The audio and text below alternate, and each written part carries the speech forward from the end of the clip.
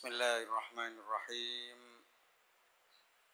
Assalamualaikum warahmatullahi wabarakatuh.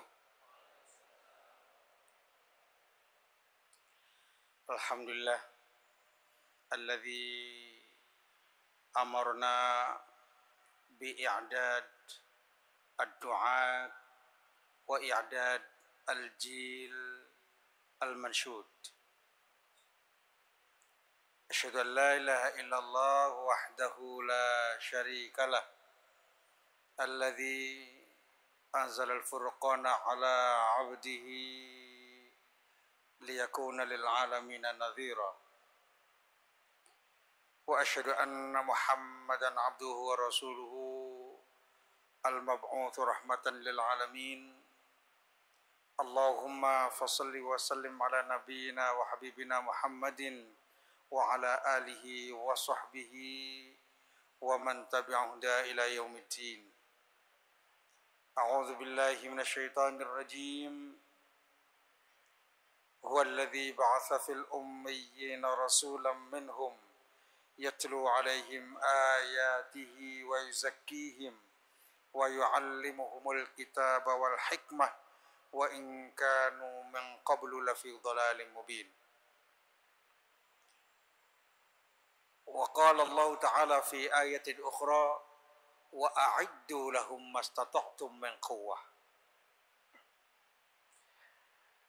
Para masyayikh, para ulama, para tokoh masyarakat yang semuanya saya muliakan, hadirin, hadirat yang semuanya mudah-mudahan dipanjangkan umurnya, dimajakkan rizkinya, dan semuanya menjadi orang-orang yang kelak husnul khotimah. Dalam satu kejadian di kota Madinah, Umar bin Khattab radhiyallahu anhu mengumpulkan tokoh-tokoh sahabat. Kemudian tokoh-tokoh ini disuruh untuk memberikan pendapatnya untuk menyelesaikan problematika bangsa saat itu, yaitu kekurangan makanan, masa paceklik, dan lain sebagainya. Umar bin Khattab bertanya, saudara sekalian, kita menghadapi problem. Oleh sebab itu, tamannau, silakan Anda memiliki pendapat untuk menyelesaikan problem ini. Bapak-bapak dan ibu sekalian dimuliakan Allah. Para sahabat kemudian ada yang angkat tangan. Ya Amirul Mukminin, atamanna an takuna hadhihi dar mali'atan jauhara wa yaquta unfiquhu fi sabilillah. Wahai Amirul Mukminin, saya usul untuk menyelesaikan problematika bangsa ini karena problematikanya adalah kemiskinan. Saya ingin kota Madinah ini keinginannya disuruh menghayal. Keinginannya bahwa Madinah ini bagaimana penuh dengan intan permata, kemudian saya infakkan semuanya sehingga cukup seluruhnya menjadi kaya. Itu khayalan seorang sahabat. Bukan BLT, bukan bantuan langsung tunai, bukan. So, bantuan langsung tunai seperti itu kan cepat habis. Ini pemikirannya dari sahabat.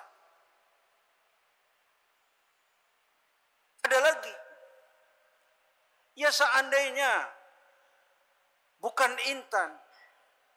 Atamanna an takuna hadhid dar mali'atan dhahaban unfiquhu fi sabilillah.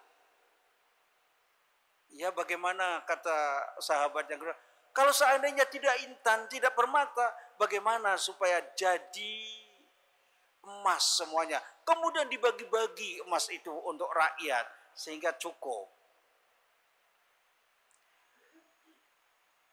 Kata Umar, tamannau, silakan siapa lagi? Sahabat nggak banyak ngomong. Kalau satu contoh, dua contoh itu kelihatannya tidak cocok dengan Umar, ya Umar, ya Amirul Mukminin, kami jawab begini kurang cocok. Kami jawab begini kurang cocok. Sekarang menurut Anda bagaimana? Ditanya. Umar adalah sahabat besar dan seorang khalifah besar, punya visi, punya misi jelas. Kalau ada calon presiden yang misinya nanti-nanti aja itu memang nggak berbobot. Jawabannya jelas. Walakinni, nah di sini. Kalau menurut saya, untuk menyelesaikan problem ini bukan dengan memberikan uang, bukan dengan membagikan emas, walakinni atamanna rijalan. Kalau saya mengharapkan adanya tokoh, rijal. Kalau di dalam Al-Quran ada kata-kata rijal, itu orang hebat. Rijalul la tulhihim tijaratun wala bay'un an dzikrillah. Tokoh-tokoh, rijal yang tidak dilupakan walaupun bisnisnya terus maju, tetapi tidak terlupakan dari zikir, tidak lupa dari iqamat shalah, ita'iz zakat. Ya khafun, mereka takut kepada Allah. Manusia-manusia yang tokoh itu maju bisnisnya, maju ekonominya, tetapi zikirnya kuat, menegakkan sholatnya kuat. Sebab bangsa ini tidak akan berkuasa kecuali ibadahnya kuat. Kalau ibadahnya ya lembek-lembek aja, nggak mungkin berkuasa. Kalau ada penguasa nggak sholat, itu ngerusak bangsa.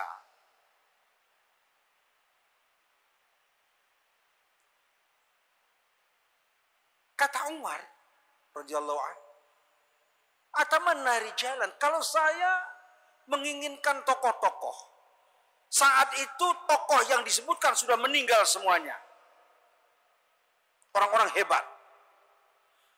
Atamanna rijalan mithla Abi Ubaidah ibn al-Jarrah wa Salim maula Hudzaifah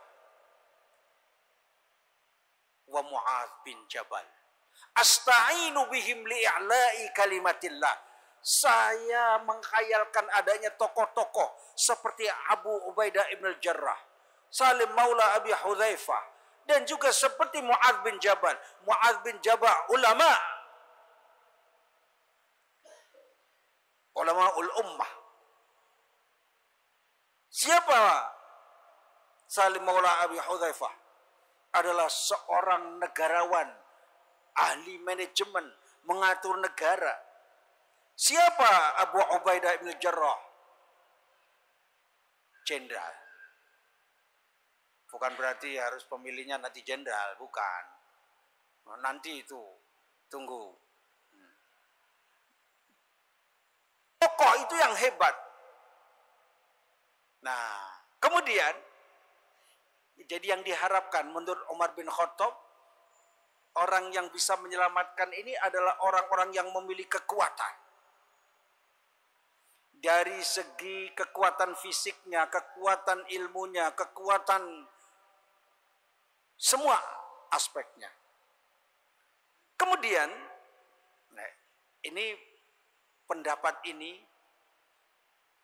menurut beliau untuk menyelesaikan problematika umat saat itu. Yang bisa menyelamatkan orang ini adalah model-model begini yang disiapkan oleh kita untuk menyelesaikan masalah, untuk menyelesaikan problematika bangsa. Sebab kadang-kadang banyak orang menyiapkan generasi yang bagaimana nggak jelas kadang-kadang. Yang diinginkan, lihat saja kalau ada orang-orang anaknya dimasukkan ke sekolah-sekolah unggulan, inginnya jadi dokter. Tidak salah, dokter muslim. Inginnya jadi insinyur, tidak salah kalau dia muslim yang baik. Betul, tidak salah. Tetapi selesaikah masalah hanya dengan dokter-dokter dan insinyur-insinyur itu? Bapak-bapak dan ibu sekalian yang dimuliakan Allah. Di sini bahwa generasi yang diharapkan yang bisa menyelamatkan bangsa itu memiliki 3 ciri minimal. Yang pertama, ini berat, generasi yang berkekuatan akidah. Generasi yang berkekuatan akidah, akidahnya kuat. Orang yang mau korupsi itu orang yang punya akidah kuat enggak? Orang yang enggak takut siksa Allah, bagaimana akidahnya kuat? Orang yang mau makan uang rakyat, uang negara, banyak-banyak mereka mendapatkan gaji, tetapi pertanggungjawabkan terhadap rakyat, apa yang dilakukannya, itu apakah orang yang takut kepada Allah?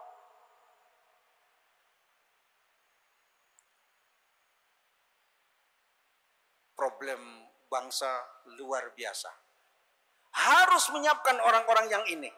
Coba Pak, ya kalau ada, ini cerita orang-orang yang jadi anggota DPR, gaji setiap bulan itu minimal yang take home pay-nya saja, itu kalau DPR tangsel, itu minimal 60 juta. Itu take home pay. Itu baru tangsel. Karena banyak kawan yang jadi anggota DPR. DPRD itu tingkat 1. Pusat saya tanya pada kawan, take home pay-nya berapa sih? Ya jujur-jujur saja, nggak macam-macam. Itu insya Allah 100 juta dapat. Saya tanya, pertanggungan jawab Anda mendapatkan gaji sekian, apa yang dilakukan? Bagaimana dengan partai-partai lain? Jadi ketika kunker ini, itu dan sebagainya, banyaknya molor, tidur, tidak diperhatikan, asal kumpul dapat duit, benar-benar Masya Allah, rakyat tidak pernah dipertahankan. Kalau ada orang-orang kerja seperti itu, apakah punya akidah yang kuat itu? Kalau Umar bin Khattab ketika menjadi pemimpin, takut ada seorang rakyatnya yang menderita. Maka Rasulullah SAW ketika jadi pemimpin tegas. Laqad ja'akum rasulun min anfusikum azizun 'alaihi ma 'anittum. Bayangkan. Azizun 'alaihi ma 'anittum. Berat terhadap penderitaan kamu sekalian. Kalau ada yang menderita, Rasul yang berat. Azizun 'alaihi ma 'anittum. Merasa berat kalau ada umatnya yang menderita.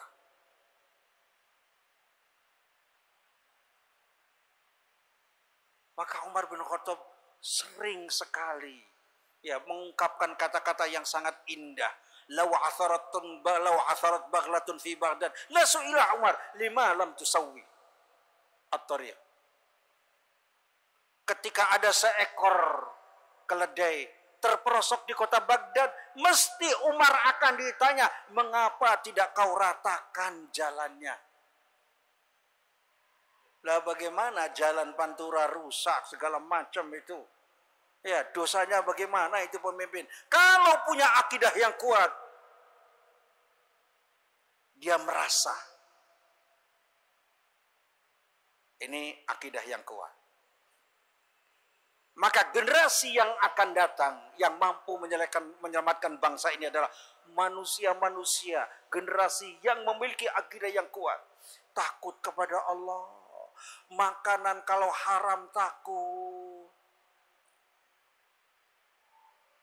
Ya Allah, Abu Bakar As-Siddiq setiap makan ke rumah pulang, ada makanan di rumah selalu bertanya, ini dari mana? Takut ada yang haram masuk ke dalam dirinya. Mudah-mudahan kita ini termasuk peduli. Suatu saat datang ke rumah, pembantu nggak kelihatan, khodim.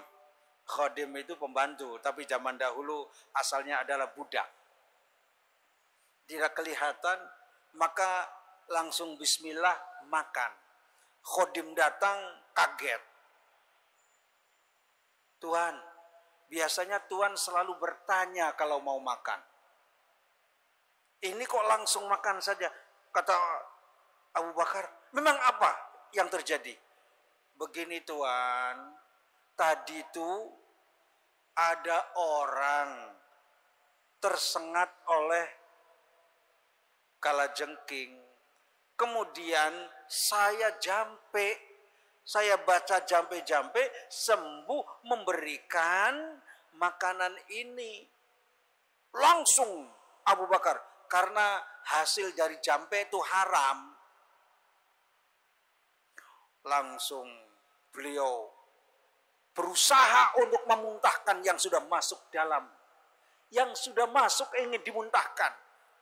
Disogoknya diri terus ini, masukkan jarinya ini ke dalam mulutnya. Sehingga ingin memuntahkan. Muntah. Ada yang keluar. Tapi kemudian berdoa, ya Allah, saya sudah berusaha untuk memuntahkan apa yang masuk dari yang haram. Tetapi kalau ada sari-sari makanan yang sudah terserap oleh darah, ya Allah ampuni, saya tidak mampu untuk mengeluarkannya. Bayangkan, makanan hanya beberapa suap dikeluarkan. Itu generasi sahabat. Karena apa? Takut kepada Allah. Maka pemimpin-pemimpin yang sukses sejak zaman dahulu, itu adalah pemimpin-pemimpin yang ukhrawi, yang akidahnya kuat. Bagaimana Abu Bakar As-Siddiq, bagaimana Umar Ibn Khattab, bagaimana Ali bin Abi Thalib, bagaimana Uthman bin Affan, bagaimana Umar bin Abdul Aziz. Masya Allah. Sedang sholat, dibacanya surat was-sofa, az-zajirat, az-zajra. Kemudian ketika sampai ayat waqifuhum innahum mas'ulun dalam surat as-sofa, hentikan mereka. Mereka akan dimintai pertanggungjawaban. Nangis karena merasa beliau adalah seorang pemimpin, seorang khalifah. Membaca ayat ini, ya Allah, bahwa seorang pemimpin akan dimintai pertanggungjawaban semuanya. Sampai istrinya itu setelah salam bertanya, kenapa sih kok sampai nangis demikian membaca ayat itu? Bagaimana saya enggak nangis? Saya pemimpin, tidak diminta, tapi diangkat oleh para ulama, dikembalikan kepada alul halli wal aqdi. Sedangkan saya ini sebagai pemimpin akan ditanya tentang apa yang terjadi pada hasil kepemimpinan saya. Itu kan seorang yang kekuatan akidahnya luar biasa. Ini satu. Oleh sebab itu pelajaran akidah harus kuat. Nah, sekolah SD negeri, SMP negeri, SMA negeri mengajarkan akidah kuat apa enggak? Kalau tidak, berarti sampai 20 tahun yang akan datang, 50 tahun yang akan datang, akan tetap negeri ini begini. Bahkan mungkin lebih rusak. Akidah diperkuat.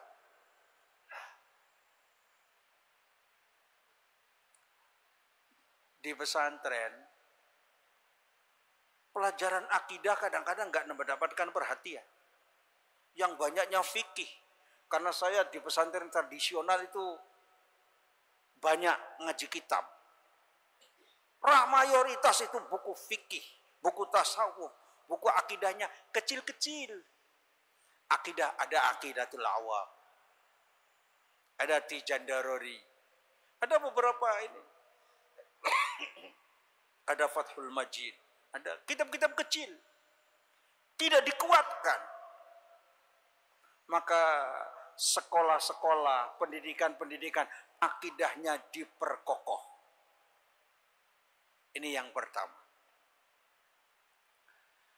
Yang kedua, generasi penyelamat umat itu adalah generasi yang memiliki kekuatan akhlak. Tidak gampang untuk menyiapkan generasi yang berkekuatan akhlak. Tidak mudah. Mengapa? Akhlak beda dengan moral. Kalau moral itu hasil kesepakatan manusia. Kalau akhlak itu daripada kata-kata khuluk. Khulukun itu dari kata-kata kholik. Maka akhlak itu dari pencipta. Ajarannya dari pencipta. Oleh sebab itu Rasulullah akhlaknya itu Al-Quran itu akhlak. Maka kalau orang itu berakhlak artinya bagus. Kata akhlak cenderung kepada bagus. Dan ketentuannya dalam Al-Quran dan As-Sunnah. Apa yang dilakukan Rasulullah, apa yang dikajarkan Al-Quran, itu adalah akhlak. Kana khuluquhul Quran. Berkekuatan akhlak. Yang dikedepankan oleh generasi yang akan datang, akhlaknya mulia. Orang Islam, oh akhlaknya hebat, mulia. Enggak ada yang selingkuh. Enggak ada pedagang muslim yang tidak jujur. Enggak ada pemimpin muslim yang korupsi. Enggak ada, ya Masya Allah. Akhlak itu enggak muncul dengan pendidikan saja. Dulu pernah ada pelajaran akhlak, masih mending. Akhlak itu buah. Tidak bisa cuma diajarkan. Nih, jujur itu bagus. Pengertian jujur begini, begini, begini. Kamu harus jujur begini. Keutamaan jujur begini. Enggak cukup. Dia punya rentetan. Karena dia buah. Buah dari apa? Akhlak ini adalah buah daripada akidah. Akidah akan menghasilkan ibadah.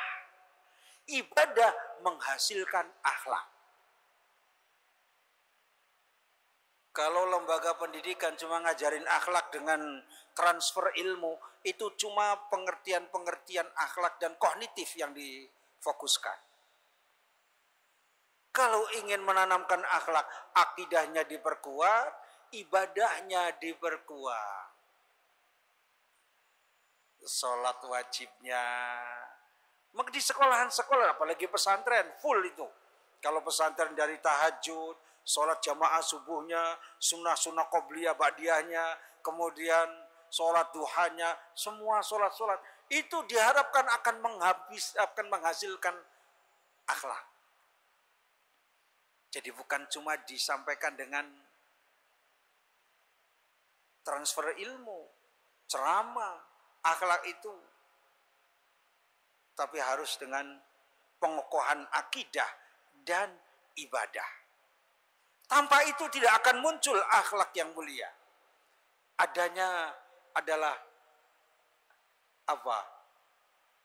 Yang disebut dengan profesionalisme biasa. Seperti orang barat, dia jujur. Yang jujur maknanya apa dulu? Jujurnya sederhana orang barat, enggak jujur dengan Allah. Nah, dia jujur kepada pasiennya. Kalau tepat waktu dengan pasiennya. Kalau dokter supaya laris. Tujuannya materi. Pedagang tepat waktu, janjinya tepat. Kalau dia bukan muslim yang tidak muncul dari dalam, itu materialis yang diharapkan. Imam Ghazali makanya menerangkan tentang akhlak itu adalah hayatun rasikhoh. Sesuatu yang mantap dalam diri. Keluar.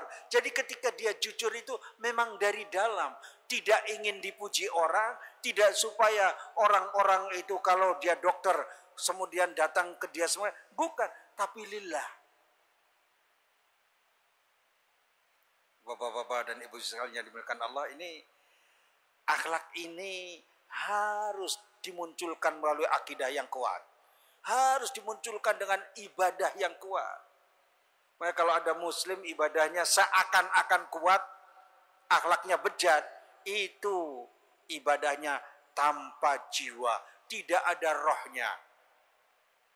Kata Rashid Ridho di dalam tafsir Al-Manar itu, ketika menafsirkan surat Al-Fatihah, iyyaka na'budu wa iyyaka nasta'in, ibadah yang benar akan menghasilkan akhlak yang baik.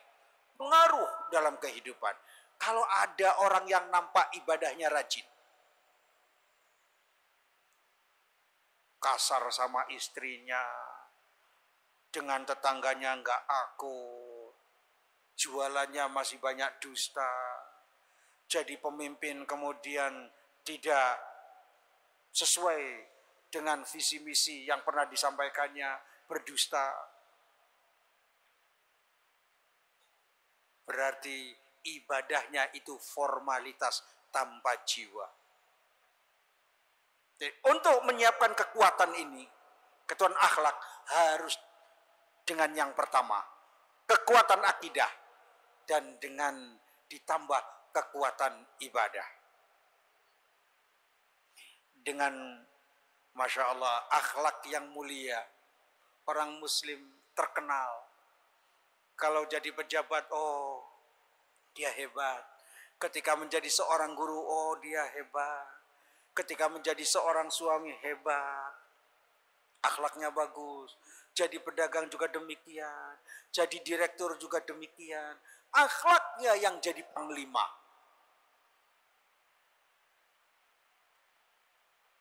Pantas kalau Rasulullah SAW bersabda, innama bu'ithtu liutammima makarimal akhlak. Pantas. Karena itu buah itu. Buah dari agama. Ketika ditanya mal Islam, Rasulullah menjawab, al-Islamu husnul khuluq. Islam itu adalah akhlak yang mulia. Itu yang kedua. Ciri yang ketiga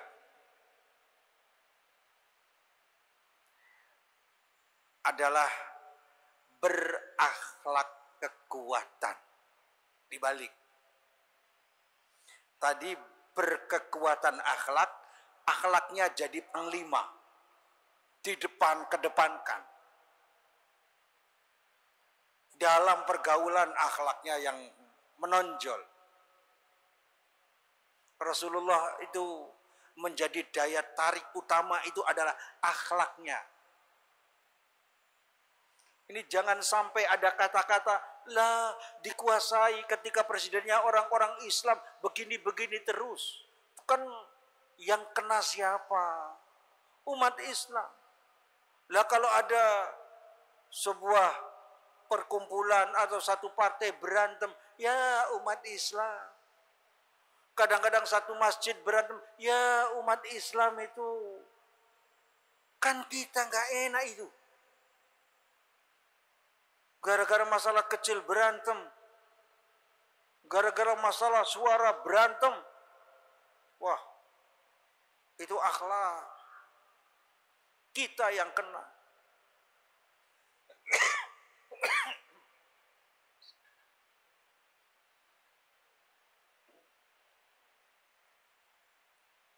Bapak-bapak dan ibu-ibu yang dimuliakan Allah.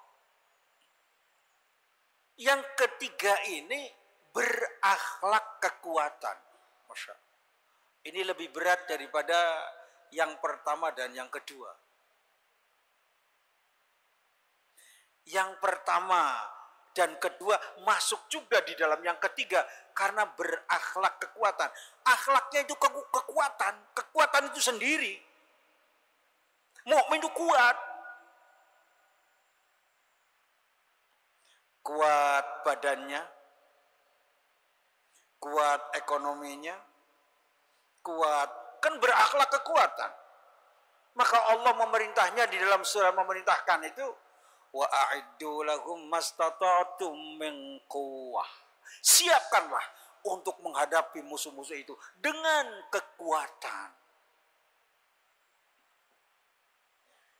Kalau tidak memiliki kekuatan umat Islam ini kacau balau. Ini partai-partai Islam saja ketika mendapatkan hasil yang paling bagus sudah lebih dari 31%. Kalau tidak mau mengumpul jadi satu, bahaya.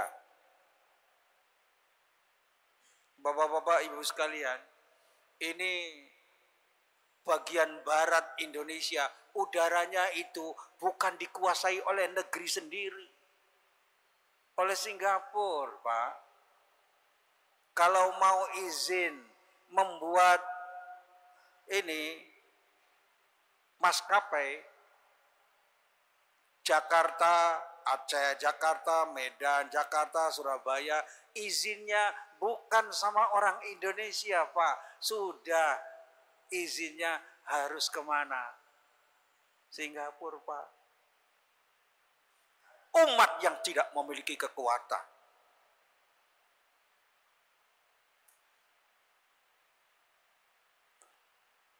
Jumlah umat Islam 85% katanya.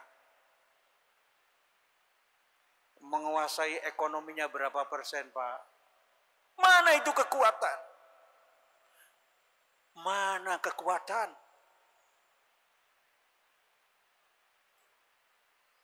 Ada yang penduduk cuma 5%, menguasai ekonomi 80%.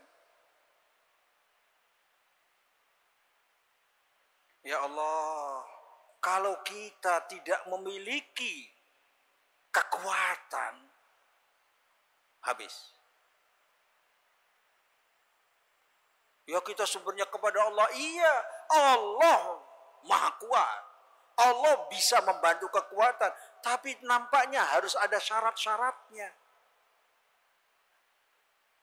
Kalau kita tidak menyiapkan, tidak akan memberikan kekuatan.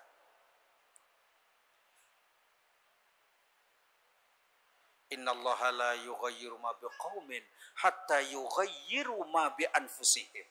Sesungguhnya Allah tidak akan merubah apa-apa yang ada pada suatu kaum sampai kaum itu merubah apa-apa yang ada dalam diri mereka.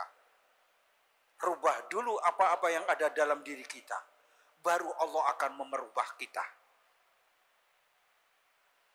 Bukan keadaan. Kalau dulu ada yang menafsirkan sesungguhnya Allah tidak akan merubah keadaan suatu kaum.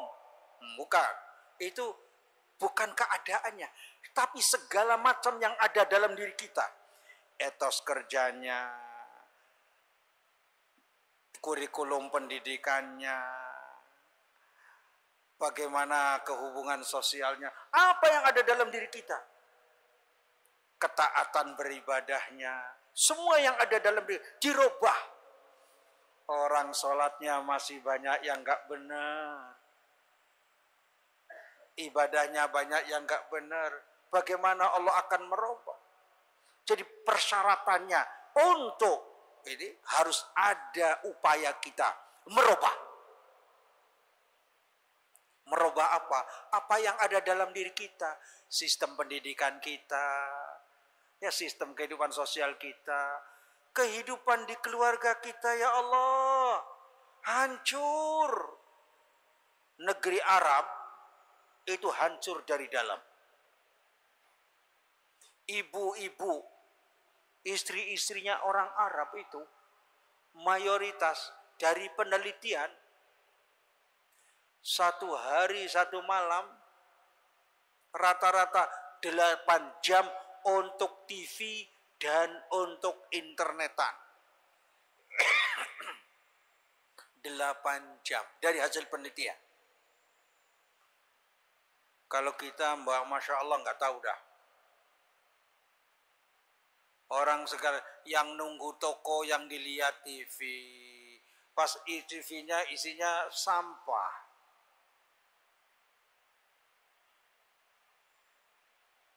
Di keluarga berapa jam tuh TV nyala ya Allah. Suatu bangsa yang ditenggelamkan dengan HP. Ada yang untuk pulsanya saja lebih besar daripada untuk beli berasnya. Ada umat manusia yang ketika, ini karena ke apa ini? Ada yang ketika mau ngisi pulsa, 10.000 kayaknya terlalu kecil. Tetapi ketika ngisi kotak masjid 10.000 terlalu besar.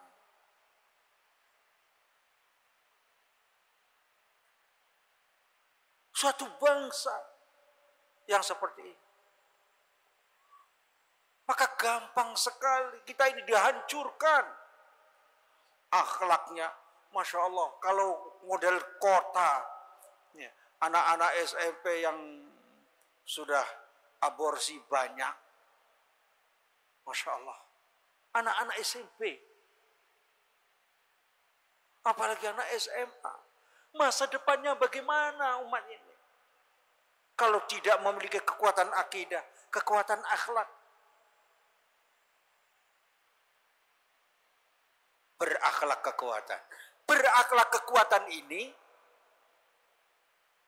maksudnya jasmaninya kuat, ekonominya kuat, pendidikannya kuat, hubungan sosialnya kuat, ukhuwahnya kuat, semuanya serba kuat.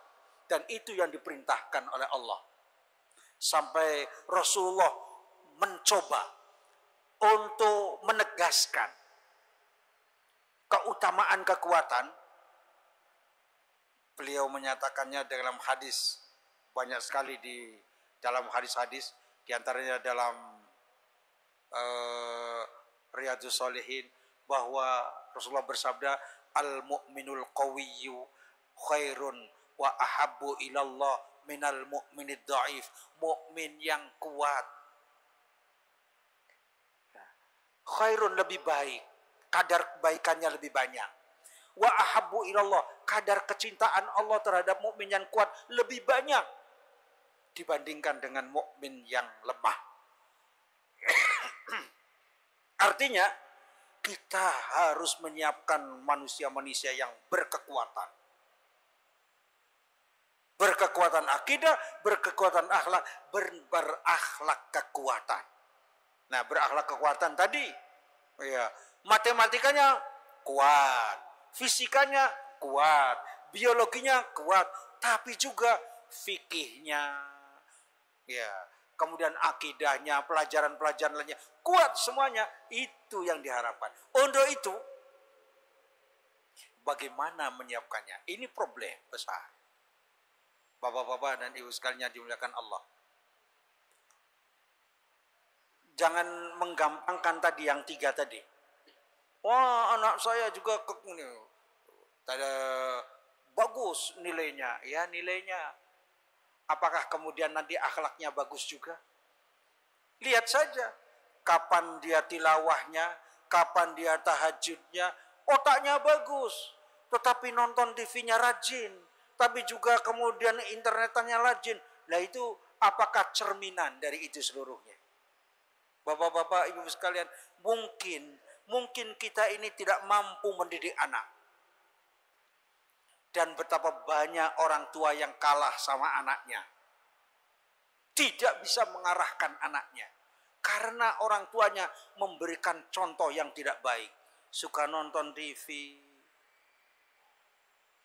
suka bebean berjam-jam, internetan, anak akan melihat.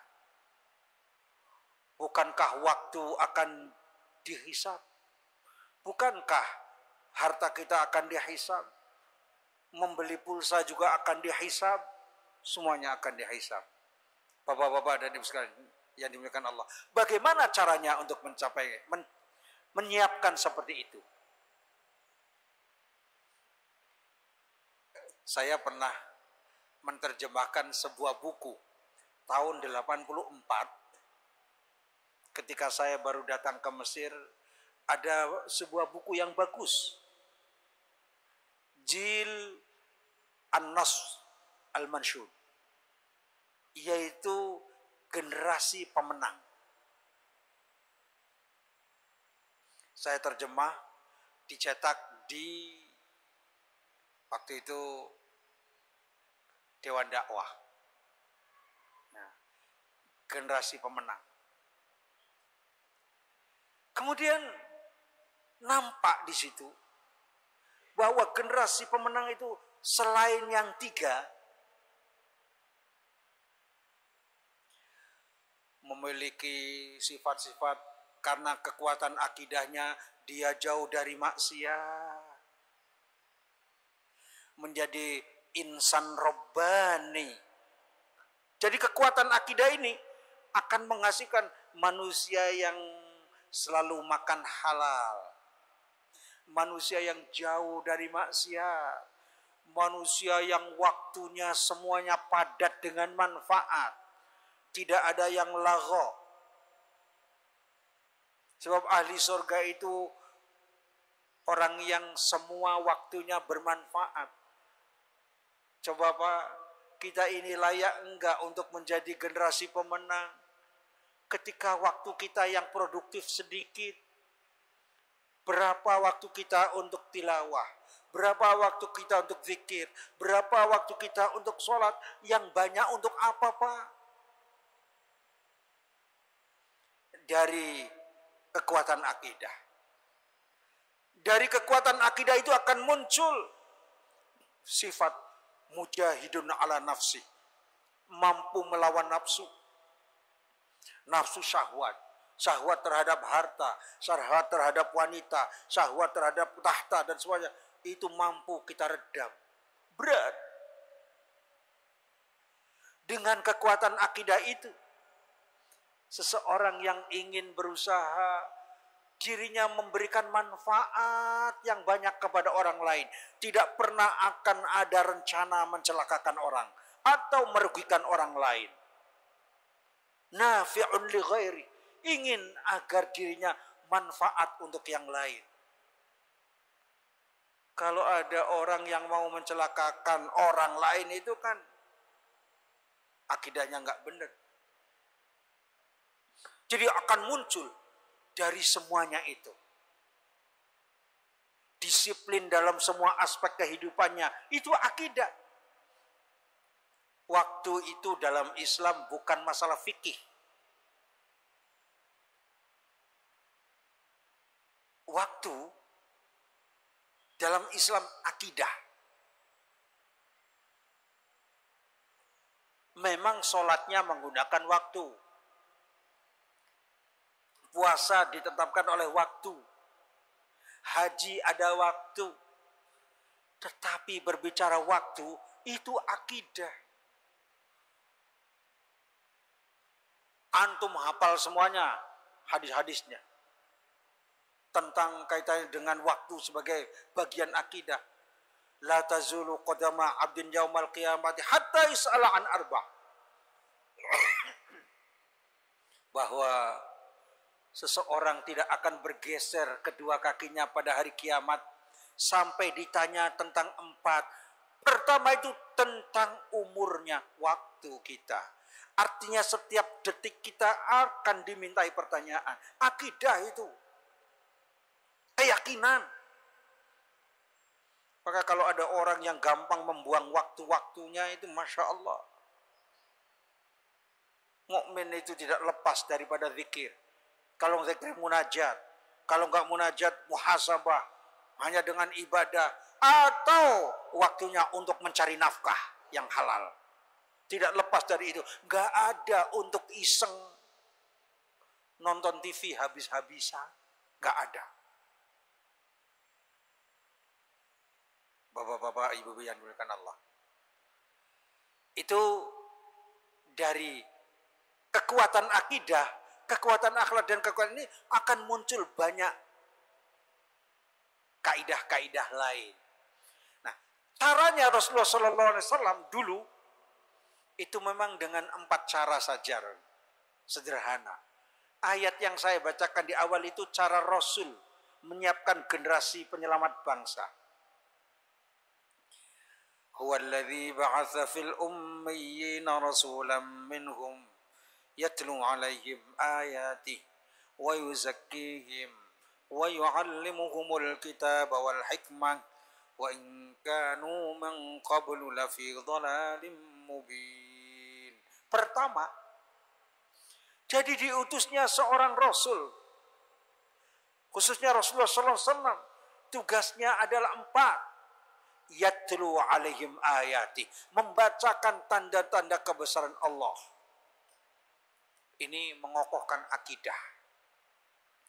Sejak dini anak kita sudah diingatkan tentang siapa yang mencipta alam, siapa yang menciptakan langit. Yatlu alaihim ayati, tanda kebesaran Allah. Tanda kebesaran Allah dalam ayat-ayat kauniyah atau dalam ayat-ayat Qur'aniyah. Yatlu alaihim ayati. Maka harus banyak. Seorang pengajar matematika, seorang pengajar fisika, seorang pengajar biologi harus memasukkan akidah. Dan untuk menyiapkan guru seperti itu tidak mudah. Dulu tahun 90 ketika saya baru datang dari Mesir, baru selesai doktor waktu itu, menyiapkan kurikulum SDIT. Ini tahun 90-an. Yang namanya Sekolah Dasar Islam Terpadu. Sangat idealis asalnya. Bahwa seorang guru matematik, guru fisika, guru biologi, ngerti Islam. Ketika menjelaskan tentang awan, menjelaskan tentang hujan, menjelaskan tentang fenomena alam seluruhnya, Al-Qur'annya muncul. Bukan sekedar mendalili. Ini dalilnya bukan. Tapi sampai sekarang belum selesai itu, Pak.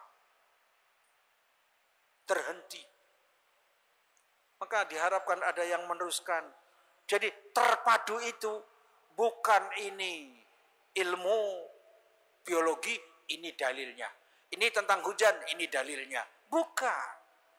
Tetapi seorang pengajar yang memang menguasai keislaman, kemudian juga menguasai ilmu itu, keluar menjadi sebuah yang menyatu.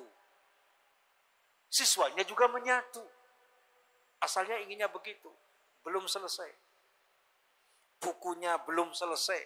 Baru SD aja sudah mentok, sibuk semuanya. Seharusnya sampai SMP, bukunya disiapkan. Yang terpadu itu yang bagaimana? Yatlu alim ayati, membacakan tanda-tanda kebesaran Allah. Ini akidah diawalkan. Maka Rasulullah SAW ketika mengajarkan akidah, mengokohkan akidah di Mekah itu 13 tahun. Akidah. Ini yang pertama. Mudah-mudahan sekolah kita, lembaga kita, masjid kita, ada masjid pengajian akidahnya sedikit. Mending kalau punya kurikulum. Kadang-kadang nggak ada kurikulumnya. Majelis taklim itu nggak punya kurikulum. Gimana bangsa ini mau maju? Nanti balak-balik. Sebentar lagi tentang Ramadan. Ini Isra Mi'raj, bidatnya Isra Mi'raj. Nanti Ramadan. Nanti Syawal. Nanti Maulid. Balak-balik begitu. Kapan majunya bangsa ini? Ya mudah-mudahan ada yang nekuni. Mulai dari Masjid Al-Irsyad. Ditekuni itu semuanya itu. Buat kurikulum untuk majelis taklim. Disebarkan. Kalau nggak punya, minta ke IKADI. Ada sebagian. Ya untuk mencoba majelis taklim. Tapi majelis taklim itu nggak siap juga. Ustadzahnya itu nggak siap. Diberi materi tentang akidahnya ini. Harus belajar lagi sih soalnya.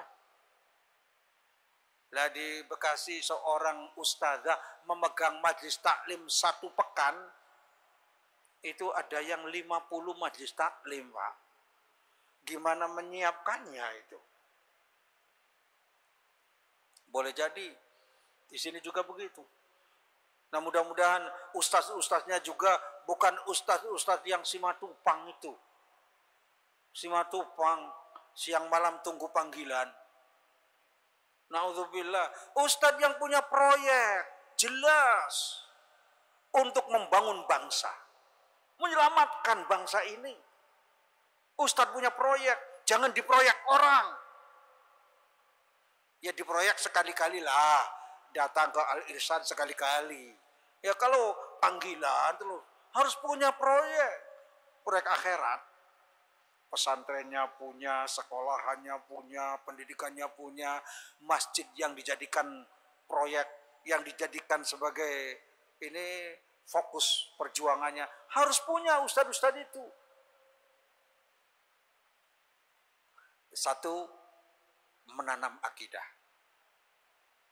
Yang kedua, Rasulullah SAW ini dijabarkannya dalam banyak hal kalau dalam kurikulum itu. Wa yuzakkihim. Artinya melakukan tazkiyatun nafs. Perilaku akhlak yang tidak beres pada anak dihabisi semuanya dengan melalui metode pengajaran yang indah. Ada kadang-kadang melalui cerita, kadang-kadang melalui permainan, kadang-kadang bagaimana menanamkan supaya tidak dusta, supaya tidak khianat. Itu seluruhnya wa yuzakkihim. Yang tidak islami dalam kehidupannya hilang.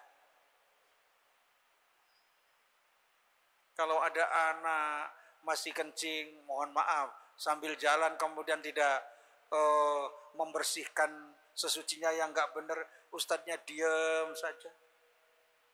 Masya Allah. Anak didik kita semua pada sholat jamaah, ada yang enggak sholat jamaah, didiamkan saja. Wah itu bahaya. Wa yuzakkihim. Menghabiskan perilaku-perilaku yang tidak islami. Akhlak-akhlak yang radhilah dihabisi. Yang ketiga, ini berat. Yang semuanya berat itu. Menguatkan akidah berat. Ya, supaya anak itu takut begitu ya kepada Allah. Fisirri wal alan. Banyak orang takut kepada Allah, sendirian takut kepada Allah. Banyak orang yang ketika sendirian enggak takut kepada Allah. Kalau yang kedua ini, Masya Allah, semua yang tidak islami tidak ada, dihabisi. Itu pendidikan. Kemudian yang ketiga, wa yu'allimuhumul kitab, mengajarkan Al-Quran. Al-Quran tentunya dengan al-hadisnya. Ini ilmu, sumber ilmunya itu Al-Quran. Maka lembaga pendidikan Islam itu bagus kalau hafal Quran. Ada yang sekolah unggulan, tapi diajak ngapal Quran saja, susah setengah mati. Bayarannya mahal. Saya membina lembaga pendidikan. Di antaranya Al-Azhar. Saya ajak, sudahlah SD kelas 6, hafal juz amma sajalah. Belum bisa diterapkan. SMP selesai, hafalah juz tabaroknya. Kalau anak kecil kan gampang. Masukkan kurikulum, nggak pernah ada dalam kurikulum. Nggak mau. Katanya terlalu banyak.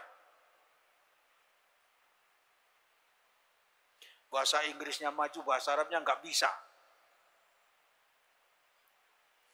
Wa yu'allimuhumul kitab. Ini Alkitab Al-Quran itu. Qurannya pakai bahasa Arab, bahasa Arabnya perlu dikuasai. Al-Qurannya dikuasai. Sebagai sumber ilmu. Kalau menguasai Al-Quran, Masya Allah, gampang semuanya. Orang lain yang menemukan data-data ilmiah. Bukan orang Islam. Dulu orang Islam ketika umat Islam unggul. Selama 7 abad. Sekarang Masya Allah. Apalagi setelah era penjajahan.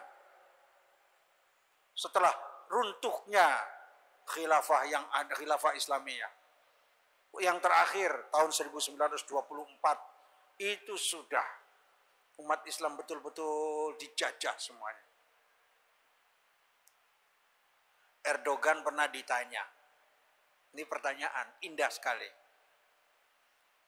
Tuhan, mengapa orang Barat itu kok selalu menggoyang Anda? Ingin menjatuhkan Anda? Bahkan menggunakan orang Islam, hati-hati, yang ada di Pennsylvania. Tokoh, tapi itu budak Barat. Mengapa demikian ingin menggoyang Anda? Jawabannya sederhana. Karena 10 tahun terakhir ini, para wisatawan ke Turki luar biasa. Banyaknya. Mereka takut. Karena Turki sudah mampu mengangkat nilai lira dari yang nggak ada nilainya menjadi hampir sama dengan dolar. Jengkel. Turki bisa membuat kapal perang yang pertama kali di era Erdogan. Bisa membuat pesawat tanpa awak di era Erdogan. Bisa banyak macam-macamnya. Banyak keutamaan-keutamaannya. Maka takut Turki bangkit. Sehingga harus digoyang terus. Itu pertanyaan. Ada dalam bahasa Arab. Ya. Bapak-bapak, ibu sekalian yang dimuliakan Allah. Jadi memahami Al-Quran ini suatu kewajiban. Tidak mungkin kita akan dihinakan kalau kita menguasai Al-Quran. Yang terakhir, wa yu'allimuhumul kitaba wal hikmah. Sebagian ulama menerjemahkan al-hikmah ini al-hadis. Jadi mengajarkan Al-Quran dan as-sunnah. Dan ini kalau diajarkan penuh, hebat itu orang Islam. Tapi ada beberapa mufassir mencoba kata-kata al-hikmah ini luas di dalam Al-Quran ini. Termasuk skill. Mengajarkan skill. Bapak-bapak, ibu sekalian, bukan Allah. Coba, Rasulullah adalah nabi ahli dagang. Ketika dagang, orang-orang banyak dusta, orang-orang banyak menipu. Beliau memasuki Blue Ocean. Caranya berbeda dengan saat itu. Sehingga laris luar biasa. Pedagang. Para sahabat yang dijanjikan masuk surga, mayoritas pedagang. Tapi umatnya jarang jadi pedagang.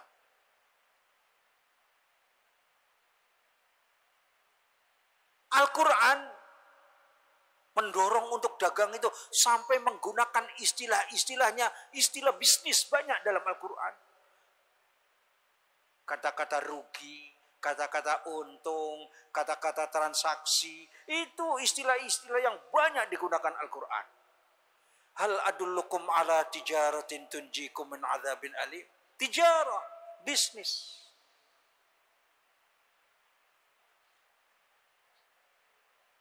Tetapi mengapa umatnya ini, guys, kalau pendidikan tidak menyiapkan orang-orang yang mandiri, susah.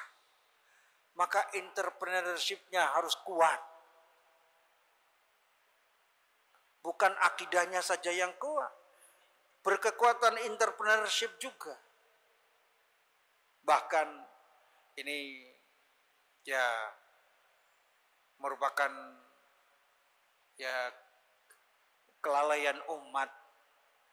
Kalau keliling kemana saja seluruh Indonesia yang menguasai toko pinggir jalan, seluruh Indonesia Pak, mayoritas bukan orang Islam. Betul enggak?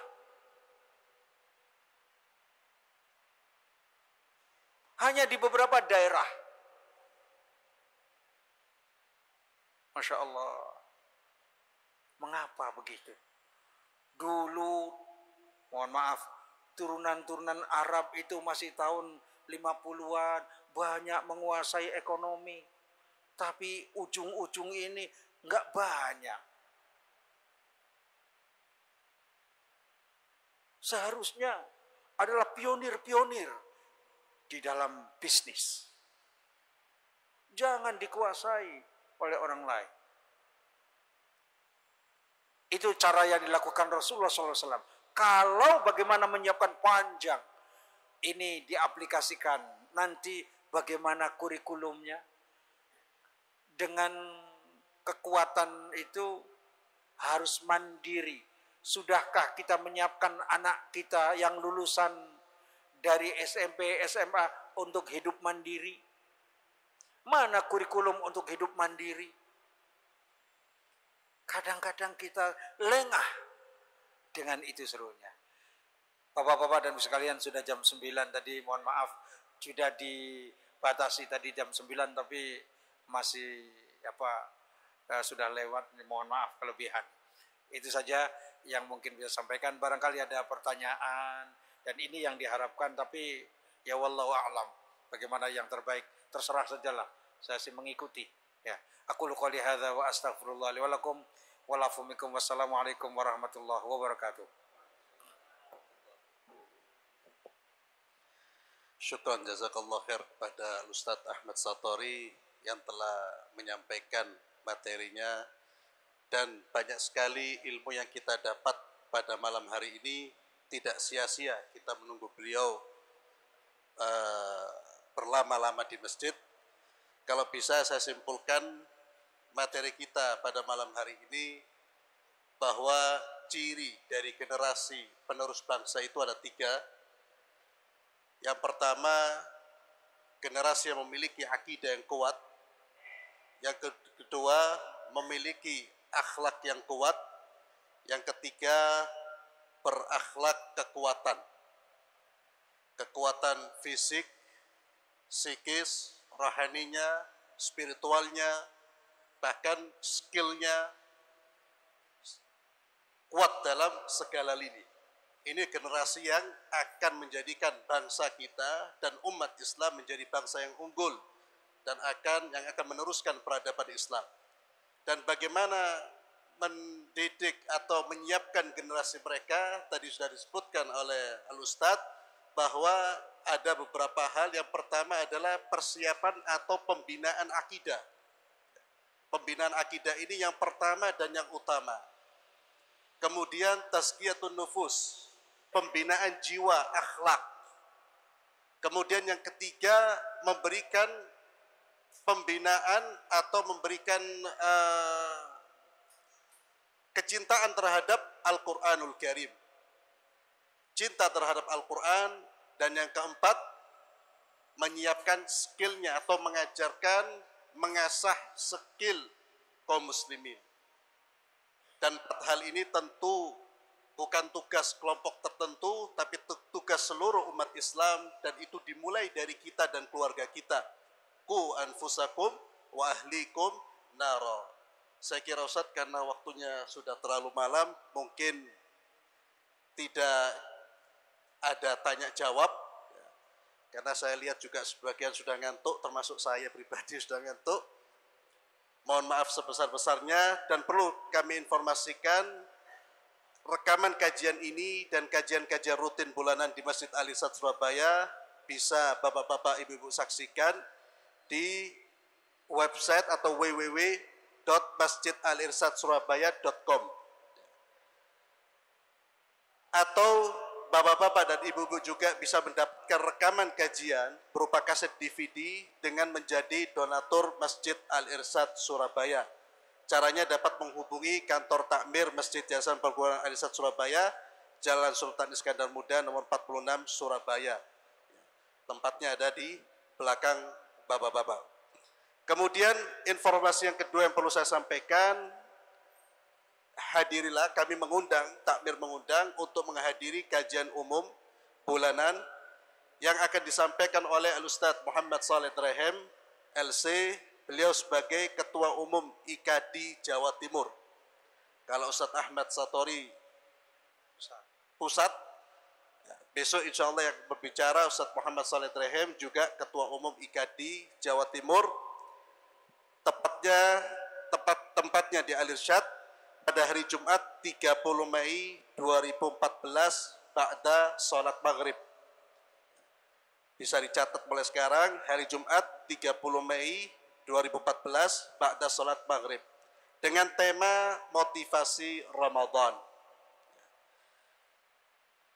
Dan pengumuman yang terakhir, insya Allah Ustadz Ahmad Satori Ismail besok setelah sholat subuh mengisi kultum, kuliah subuh atau kuliah singkat, ceramah singkat di Masjid Yayasan Perguruan Al-Irsyad Surabaya. Besok setelah sholat subuh.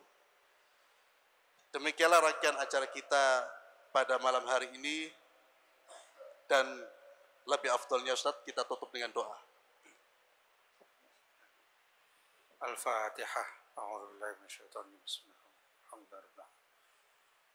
Iyyaka na'budu wa iyyaka nasta'in. Ihdinas siratal mustaqim. Siratal ladzina an'amta 'alaihim ghairil maghdubi 'alaihim waladdallin. Amin. Allahumma shalli ala habibina syafiina wa karimina dhukrina maulana Muhammad wa sallim radhiyallahu an kulli sahabati Rasulillah ajma'in walhamdulillahi rabbil alamin. Hamdan yuwafi ni'amahu wa yukafi'u mazidah. Ya Rabbana lakal hamdu kama yanbaghi li jalali wajhika wa 'azim sultanik. Allahumma inna nas'aluka salamatan fid din wa 'afiyatan fil jasad wa ziyadatan fil ilm wa barakatan fil rizq wa taubatan qabla al maut wa rahmatan 'inda al maut wa maghfiratan ba'da al maut. Allahumma hawwin 'alaina fi sakaratil maut wan najata minan nar wal 'afwa 'inda al hisab. Allahumma aqsim lana min khasyatika ma tahulu bihi bainana wa baina ma'siyatik wa min ta'atika ma tuballighuna bihi jannatak wa min al-yaqini ma tuhawwinu bihi alaina masa'ibad dunya wa matti'na Allahumma bi asma'ina wa absarina wa quwwatina abadan ma ahyaitana waj'alhu al-waritha minna waj'al tha'rana 'ala man zalamana وانصرنا على من عادانا ولا تجعل مصيبتنا في ديننا ولا تجعل الدنيا أكبر همنا ولا مبلغ علمنا ولا تسلط علينا بذنوبنا من لا يخافك فينا ولا يرحمنا ولا تسلط علينا بذنوبنا من لا يخافك فينا ولا يرحمنا ولا تسلط علينا بذنوبنا من لا يخافك فينا ولا يرحمنا. اللهم اجعل جمعنا هذا جمعا مرحوما وتفرقنا من بعده تفرقا معصوما. اللهم لا تدع في مجلسنا هذا ذنبا إلا غفرته ولا هما إلا فرجته ولا مريضا إلا شفيته ولا ضالا إلا هديته ولا حاجة من حوائج الدنيا إلا قضيتها ويسرتها يا رب العالمين. اللهم ربنا هب لنا من أزواجنا وذرياتنا قرة أعين واجعلنا للمتقين إماما. ربنا آتنا في الدنيا حسنة وفي الآخرة حسنة وقنا عذاب النار. سبحان ربك رب العزة عما يصفون وسلام على المرسلين والحمد لله رب العالمين. Sekali lagi kurang lebihnya maaf. Wassalamualaikum warahmatullahi wabarakatuh.